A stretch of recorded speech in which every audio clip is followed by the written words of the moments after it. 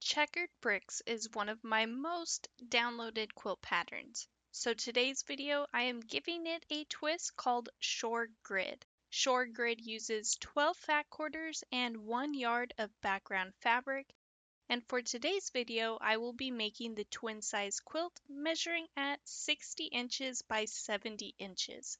This pattern is available as a free PDF in 4 quilt sizes: baby, twin, queen, and king, which I will link down below in the video's description.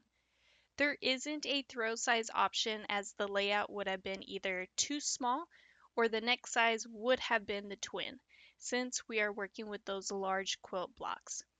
For the fabrics, I am using Capri by Katarina Roccella, and I apologize if I'm saying your name wrong.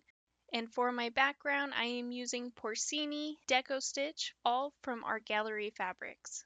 Now let's get started. With each fat quarter, you will subcut 4¼ inch by 20-inch rectangles.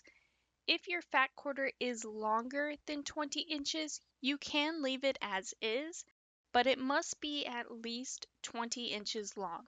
I mention this because fat quarter lengths can vary by manufacturers, also by their salvages. You'll then repeat this to all of your fat quarters.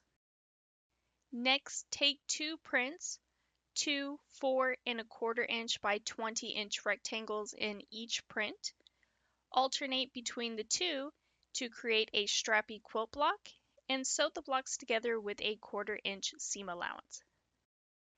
Taking your strip set, you will then subcut 4 5-inch by 15½ inch rectangles. Then you will rotate every other strip to create a checkerboard-like pattern.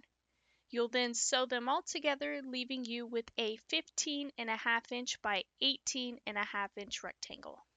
For the twin size quilt, you will need a total of 12 quilt blocks. And now it's time for the layout.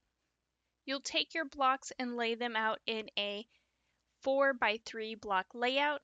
Then with your background yardage, you will subcut 4½ inch by width of fabric strips and use it as row sashing. You'll sew your blocks together to form rows, and then lastly sew the rows with your sashing to complete your quilt top. And here is what my quilt looks like all completed. Stay to the end as I will have a larger photo of the quilt since we are working with big quilt blocks. And for the backing, I am using a print from the same collection. Then for the thread choice, I am going with glide threads in the color Citron Yellow, which is literally a neon yellow color.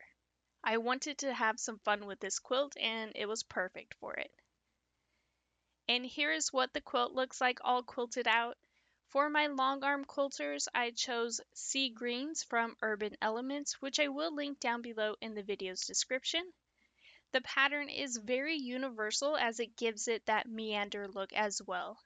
Once again, this pattern is available as a free PDF in 4 quilt sizes: baby, twin, queen, and king.